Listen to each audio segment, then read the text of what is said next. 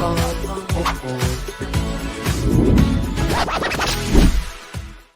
hello, hello. This is Dr. Troy. And I'm Ben-Jamin Toy. We're broadcasting from the Cohesion Culture headquarters in beautiful Charleston, South Carolina, where even when it rains, the sun still shines. You're going to hear real-time stories from leaders confessing their most crucial or recent experiences in business. Learn what their cost them, steps they took to fix it, and how they planned to not do that one again. All right, welcome cohesive leaders, Ben-Jamin Toy and Dr. Troy in the house. We are joined with Boaz Gilad. Thanks for joining us today, and we're excited. Thank you. Thanks for having me. It's very exciting. Awesome. I'm going to start it off quickly, like we do all the ones. Tell us something that our listeners would not be able to find on your LinkedIn bio or platform, or a resume that you would send out. So tell us something about you that we wouldn't find in a public setting. Well, I grew up in Israel. I came to New York when I was 21, and I was coming as a tourist, and I sat in Union Square, and I looked around and said, I have to live here. And a year later, I got a student visa, and here I am for 33 years. I've been in New York City, and I don't think you'll find it in any resume. That's wow. So what was it that prompted you to go to New York first? So actually, as a kid, as a teenager, I studied acting. So I came to New York like any third person who waits table to be an actor. And I went to a really great acting school. And until I was 29, I was an actor. And, nothing to do with what I'm doing now. Yeah. I love it. So were you actor for TV or plays, or what was your area? All of the above. I did off-Broadway. I did commercials. I did TV. I did all things. And just a little side story, I actually met my wife shooting a Pizza Hut commercial. So we both were on the Pizza Hut commercial, started talking, and one thing led to the other. 3 kids later, and 30 years together, and here we are. Well, what's really interesting is that we just raised the level of our arts sophistication. In the last few podcasts we've done, we've met individuals who have had some sort of background in that. Ben and I actually did an impromptu course together, and then we did an on-stage impromptu with the rest of the class, and that was a lot of fun. To do that. So, and I use it. I mean, even though I'm not in the theater or non the arts, I've been doing business for now 30 years or less than that, 20 something years, and I got to tell you, I use it on a daily basis. Oh, yes, I was a theater major when I first started. Here we go. Yeah, so I just traded for a different kind of stage. That's all. Yep. And using my words versus someone else's words. That's right. Exactly. Yep. That's good. So Boaz, tell us describe yourself in character or behavior traits that you would describe yourself as, or something you're aspiring to be known as, or how others would describe you if you left the room. Okay, so I would say that I'm actually I'm entrepreneur. I'm an entrepreneur in every element of my life. I always think about how to deal with problems, what's a solution one can create. I would say I'm hardworking, and not like as a resume thing, but I always wanted to excel. I want to make things happen. I'm rarely satisfied fully because I always say, yes, that went great, but can we make it better next time? And that's something that's fundamental part of my business I ran for a long time, my behaviors, the way I teach, etc. Yeah, really great. And I do have to compliment you. I would say definitely we're going to get into the roles that you play, but we definitely have to say leading man because you've got a great jawline, so I'm thinking like that could work. So we've heard a little bit about some of those descriptions, and that's where we transition now is to the roles that you play. And you don't have to talk. Like literally, we do not have to hear all the roles that you played because we would probably a lot more than most people. So yes. What are some of the roles that you play in the business world or family world? Yeah, absolutely. In the business world. So it's funny that we started a conversation talking about acting, which is really never being mentioned in my resume. So because I left that world when I was 29, I just to connect it briefly, I, like any other successful actor, quote unquote successful, I was waiting tables, and I started reading books. My girlfriend then, now my wife, and I started to read books that to strengthen my financial knowledge. Books like Rich Dad, Poor Dad, and things that we all read in the the 90s.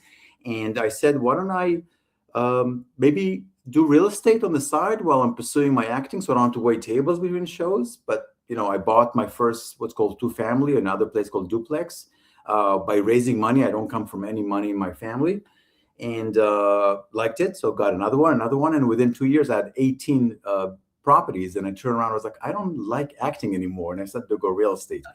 But I would say that if I have to really jump forward, because that was in 2000 or 1999 and 2000.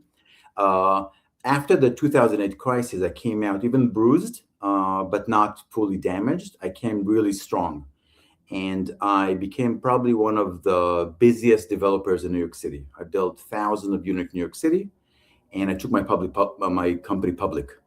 So I ran a public. I was a CEO of a public company for almost 7 years, and that's what definitely a milestone. And I would say, just to add one more milestone, which I think we're going to dive into further, is it all blew up in my face. So I had a hustle takeover on my company, and I've learned a lot from it. And that's definitely was a aha moment we're going to go to in a few minutes. But major. Wow. Yeah. Anticipation here. Yeah, really. Yes, exactly. So I ran a public company. I took my company public, and I raised about $200 million of equity and debt, so substantial. Okay, so there might be several things that we'll unpack during the episode, but let's start out with your experience that you want to share. Now, this experience has to be personal to you, so it can certainly be like, hey, we had a hustle takeover, but what was your moment in any of that? So we want to make sure that you have an opportunity to share that, because we really like to make sure that our listeners get a chance to understand that there are going to be mistakes, there's going to be mishaps, there's going to be mayhem that are going to happen, and it usually evolves around something that we did or didn't do. So what is the moment that you want to share with us today? Yeah, I will share the moment, but I think the aha moment is sometimes more important than the moment. But let's start with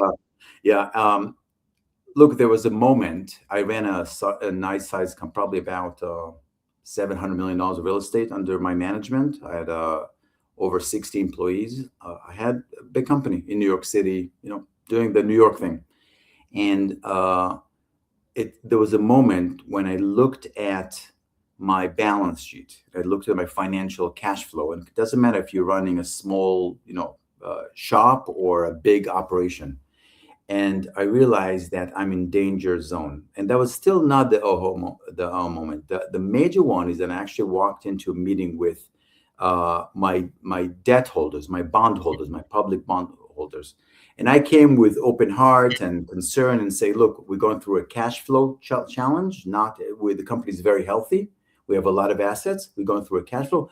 Let's work together and turn around. I'm willing to give you a lot, and I'm willing to, step, my salaries, whatever it is, just to turn things around. And the moment was when I realized, by one sentence, one of them said the largest fund, that's kind of like what's called vulture funds, people who buy things at discount. They said, I realize I'm out. That no matter what I'm going to do, it doesn't matter how I'm going to be flexible with them, or sensitive with them, or generous, or whatever, or even the other way around, fight with them, till the last drop. I'm out. I'm gone. And I called my attorney, and he said, game over.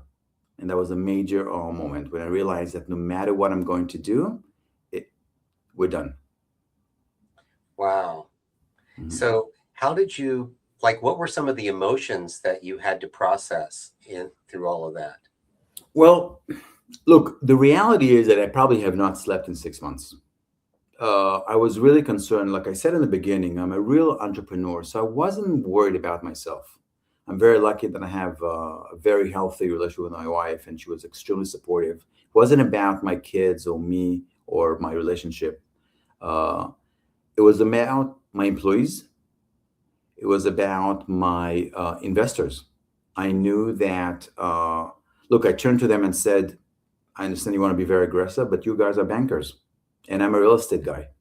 and you think you can take over a company that I had 36 construction sites working in New York City, 36 construction parallel sites.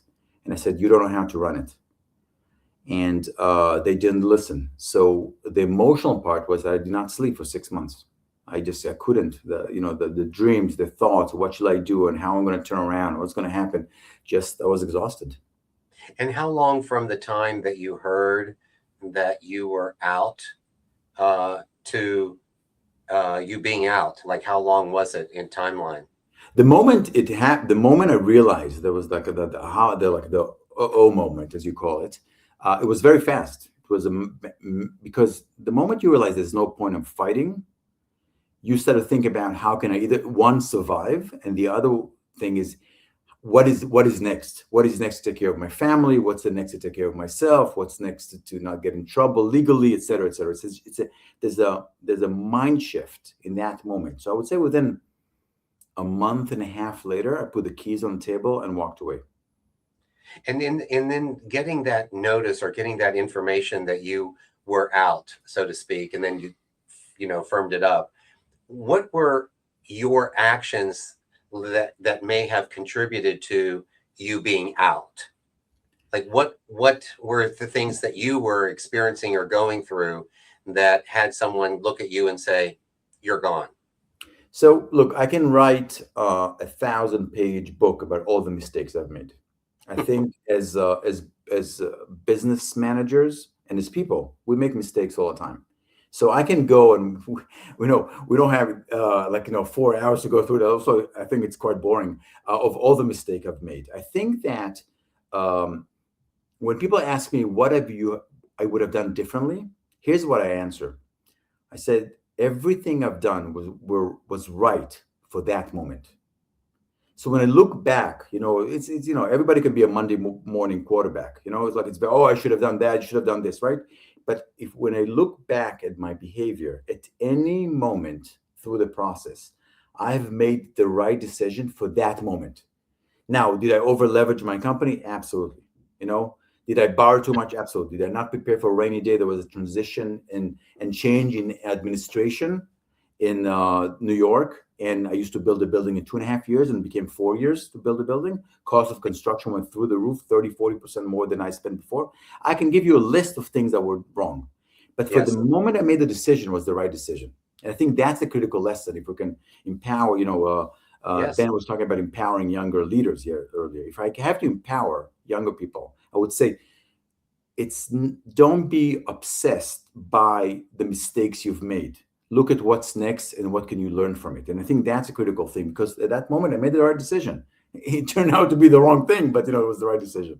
No, I really get that too. And really great advice, because I learned this from a sporting conversation. And that is that in those types of sporting activities and events, you can't sit around and really spend too much time thinking about the last hole that you played or the last shot that you made or the last ball that you didn't catch, because you'll get trapped. You have to keep playing forward, because in sports, you play forward, you don't play back. Yeah. So in life, what you've sort of said to me is basically, I had to think about playing forward, not playing back. Yes. And Joy, if you don't mind, I think another point is that it's a privilege to analyze the game when you sit in the bleachers. When you're on the court, you're playing the game, you don't have that privilege. It just literally, it's a difference. It's different. Look, you watch tennis, so there's a little score, like the number there, 80 miles an hour, 90 miles an hour ball, right? That's something that only the artists can see. The players are not busy with how fast was the ball. The players what's the opportunity? Is the ball coming my way? Can I hit it or not hit it? It's a different way of thinking, and we can all analyze from the side, from the bleachers, like I said, but when you're on the court playing, like you said, you got to play forward. So what do you think it cost you personally? It cost me a lot. First of all, it cost me for my financial, health. I lost everything I had. I'm in a new chapter in my life. I'm doing very well, and we will talk about it later. But it definitely cost me fiscally. It cost me everything I had, absolutely everything I had. I mean, that's when you go through bankruptcy.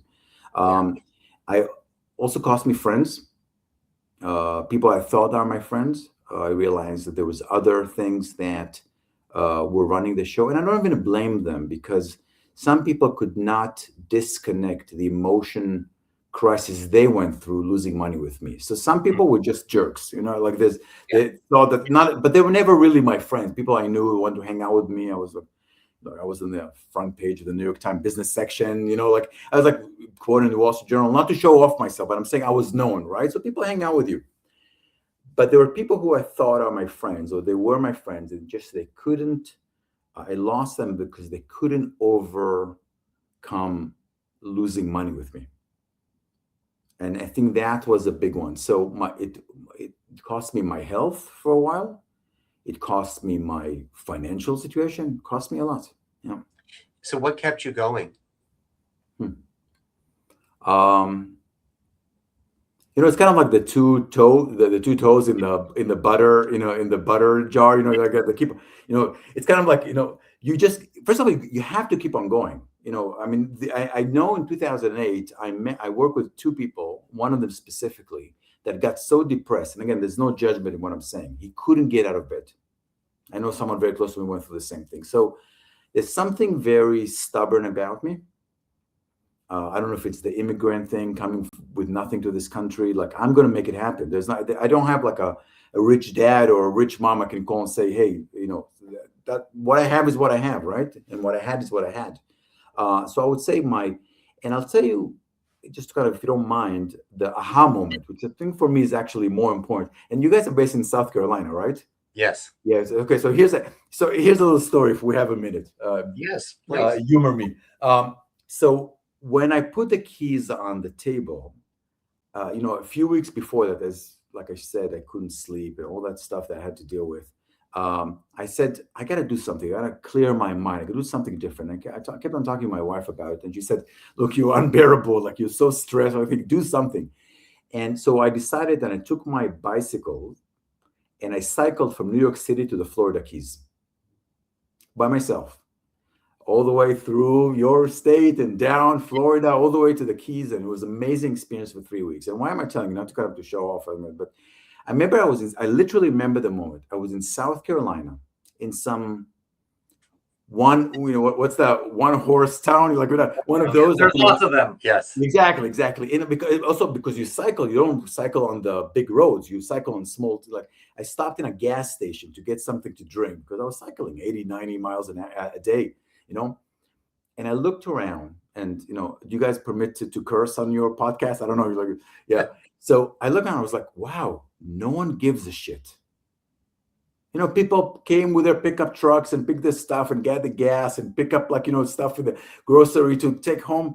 And I realized how not important I am. And that was actually good news. Like that was, that's the aha moment. Like, right. It's never as bad as you think. And it's never as good as you think. And I realized how not important I am. And that gave me so much freedom that, I lost a lot. I lost my health, lost my money, lost this, friends, all the things you spoke about. But I'm actually not important. And again, I'm not saying it in a dismissive way. I'm saying it actually in an empowering way. Yes. Yeah. No, I really get that. It's a matter of putting priority on what, or emphasis on the priorities. Like, you had an opportunity to really rethink that, the value of your life isn't always attached to the amount of money that's in your checkbook or in your savings account or your investment account. Your status or whatever it is. Exactly. Yeah. So I want to hear a little bit more about the rebound that you have. To quote one of our former guests and friend, rock bottom has a trampoline. And so you made a comeback, it sounds like. But I want to learn, what did you do, or what have you incorporated so that you don't do what you did prior again? And now, this may be because it's a whole different company. You're not going to go that kind of route. But what safeguards did you put in, and what did you truly learn from the being kicked out of your own company? Ben, it's a great question, because I thought a lot about it. What will I do differently, right? I think one of the things is to be very aware of your weaknesses. And I'll say it in a very blunt New York way. I was greedy. I was greedy. I had a lot and I wanted more. Now, there's this difference. You have to distinguish between greed and hunger, right? There was a moment when my hunger became greed, right? So, like the rebound you're talking about, I think that That's good. I'm not as greedy as I was. I want success. I am building the next phase of my success. I come to it in a more calm way, more thoughtful way. I'm more diverse than I was. There was something about putting all the chip in the center of the roulette. And look, and reality is, I have a friend who's brilliant consultant and a very successful business person. And when I was in the middle of being very harsh with myself and like not sleeping, everything, he said to me, look, it was a perfect storm. You have to have some compassion for yourself. And that's a huge lesson I learned, to just have compassion. That sometimes, I say in my, sometimes I say to people in my lectures, I said, you can be the best surfer in the world, but a tsunami comes, doesn't matter. There's forces that are bigger than you. It doesn't matter. You're like, I'm the best surfer in the world.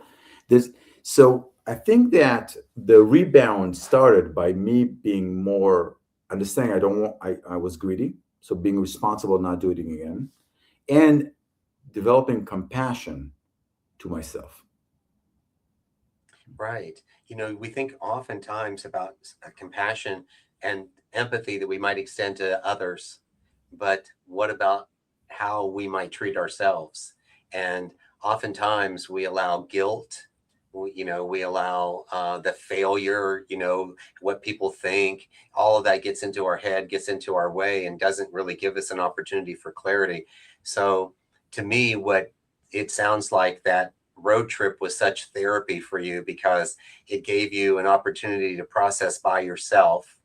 And what a great opportunity to have the supportive family that would allow you to do that, and be able to experience it and have that time for yourself. And it's really interesting. It's those little quiet moments that we have that often bring us the greatest lesson ever. And like you said, when you were in that town and you just were looking around and people just didn't care, but not apathetically didn't care. It's just that it was just a matter of, this is the way life is, or this is how the world is much bigger. The world is much, much bigger. As I was writing down and we're talking, I was listening to podcasts, I was listening to music, and I was just like, the world is so much bigger than my little egocentric kind of like cocoon, that I was in for a while. I ran a company for a long time. Yeah.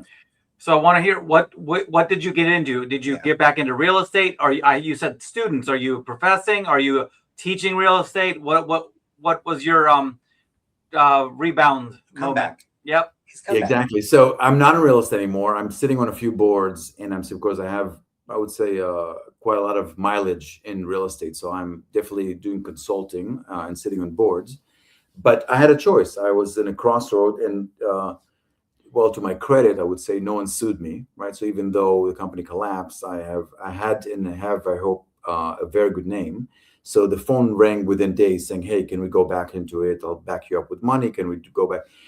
But I was at a crossroad, and I was, as Troy said, I looked at my life and I said, I have an option to do something different. And I did a 180 completely. So while I was in real estate, I taught at NYU grad school as a guest professor. I published a book about real estate entrepreneurship. I spoke to and ran workshops for thousands of people.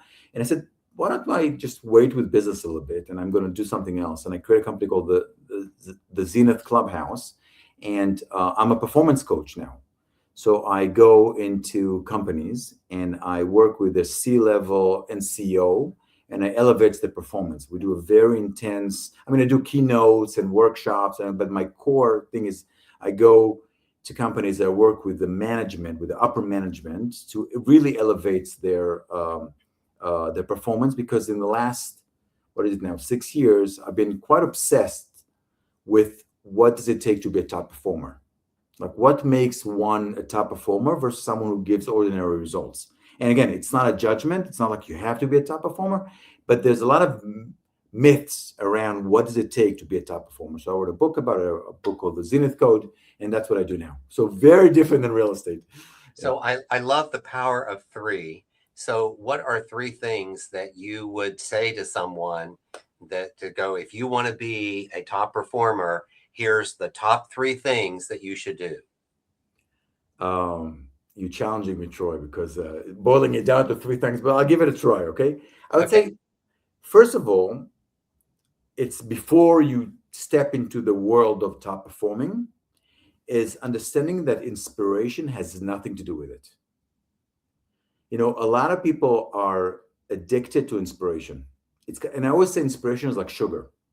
You know, you take sugar, you're all excited, you know, okay, I'm going to register to the gym, I'm going to do, or you go to one of those workshops, like, come on, let's do it. And then, there's a whole business called gyms based on that. They want New Year resolution, you know, 1,000 people register, and they knowing by April is going to be, you know, 400, and by July there'll be 50 people in the gym, and every year they're building on it. That's why they lock you in a contract for a year, right? So I would say the first thing is that it's an illusion to think that inspiration is relevant. It's important. It's fine if you're inspired, but I don't think that, you know, if you're Michael Phelps when he was swimming, I don't think he was inspired every morning 5 o'clock when it was cold to get into the pool. So one is discipline, okay? The second one is team. Even if you play a single person sport, and sport, business, the same thing, family relationship, the same thing, okay? The bigger game you play, and I have a theory that life is a big game, right? Or at least you want to take on, you're going to try, like, look at life as a big game, different levels of games and different things of games. But even if you look at a single people game, like tennis or something, there's an entire team around them. Coaches and massage therapists and nutritionists and anything you can imagine. Because the higher play, you cannot do it alone. So people are very busy. What can I do? What should I do? But they don't put as much emphasis and time and effort designing the team around them. Okay. And the third one is, actually, I will jump all the way to the end of my, my book for a second. And I would say actually celebration. And what do I mean by that? One of the challenges with entrepreneurs and people who are hungry, naturally hungry, we're never satisfied. We never want more. And one of the things you must develop is the ability to pause, learn, and adjust the game. So you know how we watch all those great sport movies, right? And then the coach goes to the locker room in the middle of the game and give this amazing speech. Everybody's like, "Come on, let's do it!" And they run back and they win the game, right? Fine, that's great for Hollywood, and sometimes you need to do that, right? But most halftimes are used to adjust direction. Not to give speeches about, like, come on, we can do it, and Rudy, all that stuff, right? It's about looking what you've done so far and seeing, is it winning? And generally when you kind of like adjust, is because you're not doing as well or you're worried about that, and adjust your direction. So one of the third thing I would say is celebrating, so you can pause and adjust, learn from the lessons and the mistake you've made. So next time you do even the same thing, it's never going to be the same thing. Now, he's very smart because he worked 4 into that 3. Yep. Oh, did I? Right. No, that's called manipulative, not smart, Troy. I'm just saying, like, I just wanted to let you know that I did notice that you worked a 4th one in, but it's okay. It was all really good. Yeah. Oh my gosh. So listen, you have shared so much wonderful information with us and our listeners. How can people get in touch with you if they'd like to do that? Sure. So first of all, I'm really one of the things I took on is being committed to be available. So LinkedIn, Boaz Gilad at LinkedIn, Zenith Clubhouse is my website, and boazgilad.com. Those are the 3 things. And I have a book on Amazon, everything, but literally I make sure to answer people as they reach out to me. Good. For those who are listening, it's BOAZGILAD. So we'll make that connection. All right. We know that you planned a whole lot for today. You certainly were very prepared, even when I put you on the spot. But we'd like to know, what question did you think we would ask you that we didn't? Well, I watch your stuff as a preparation, so I was ready. So I don't think there was too surprise. So I don't know. I'm sorry, Troy. Like because I stole one from you earlier and gave you 4. Now I'm paying for it because I have no idea. I think that look. I just want to say one more thing. I think what we're doing, all of us, is such a gift. I think people need inspiration as a beginning. I'm not saying you can count inspiration like we spoke about earlier, but I think if I can give advice, is be as hungry as one can be. Listen to as many podcasts. Find the people you like. You like your podcast, you like someone else's podcast, or whatever. Keep on collecting wisdom around you because it really can help when you're going through difficult times. Yes. And so, just to put a little bow on that, it's like as you acquire that knowledge and information, which is really great, but the wisdom comes when you apply it.